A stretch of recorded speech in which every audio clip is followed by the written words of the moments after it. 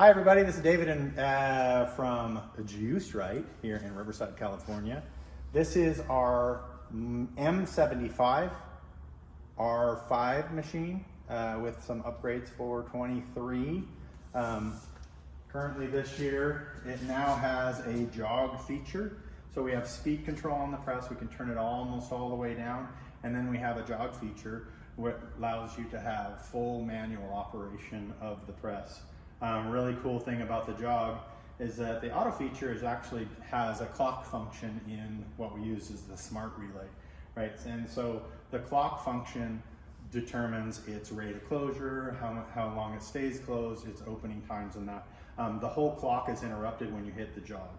So one of the things really cool is if you've overfilled the bag or anything like that and it's coming up over the top, you can stop the machine right away by hitting the jog feature.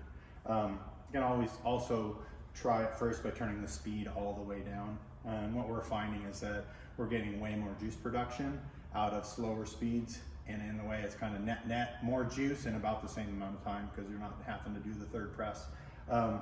But each recipe is different and we ask you to experiment to your best result. So let me show you what that looks like. So we have the shredder first. We always run the shredder. Shredder is this switch over here. As soon as it's on and running, we get a red light. And then of course it has speed control. A reason for speed control would be like produce, say if you're gonna run pineapple through here, you'd wanna run a big size scallop blade, like a 1/2 inch blade. Run it at a very slow speed so it makes big chunks, doesn't liquefy the pineapple. And then when we press it, we're gonna press it at a similar, very, very slow speed. So we're trying not to push the actual produce through the mesh of the bag, and that'll make your next batch especially more juice faster. If we run it if we liquefy the produce and we press it too fast, we're gonna get a rise out of the top. That's very messy, and it's also gonna load up the fibers of the porosity of the bag, so that it's less porous and it's gonna be harder to get juice out of it the next time. That's why we have this speed control primarily. So yeah, there we go. And then we have the press side of things. We have the two controls, like I said, the auto and the jog. And we'll show you what that looks like right now.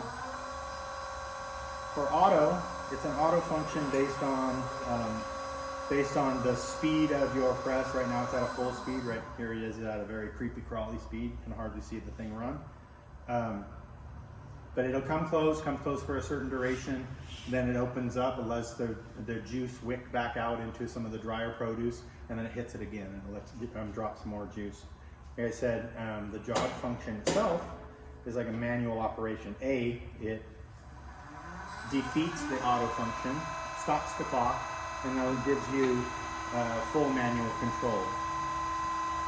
Like that. I'll turn off the noise first, and then we'll chat about that. One of the things that's really, really good for, if you don't have a principally like a citrus machine that's specialized for citrus, you can use this jog feature for the citrus. Basically, you go until you're producing really, really good juice, and you want to stop maybe 3/4 of an inch before you get to full press. That'll make sure that you don't actually compress the peels if you've run the peels in there. Of course, if you don't have the peels, you can run it full press. But that can help from the bitter oils and from the skin and from the pith. And that's basically it. Yeah, that's the operation of the machine in a nutshell. And oh, one more thing. Let's do the safety feature, right? Press on, and we close. Keep closing. Ow, I got stuck in there. I left my spoon. Boom. It actually backs up for about 30 seconds or about 3 seconds, so that whatever you have inside of whatever reason you hit the e-stop, it actually opens back up to clear it. If it's your hand, that sucks. Let's get your hand out of that, hit that e-stop, and it opens right back up again. And then it shuts down the whole machine. If the shredder was on when you hit that, it would automatically power it down. And then after it backs up for that 3 seconds on the hydraulics, it automatically 100% powers down. And so there you go. That was the one thing that I missed. Okay.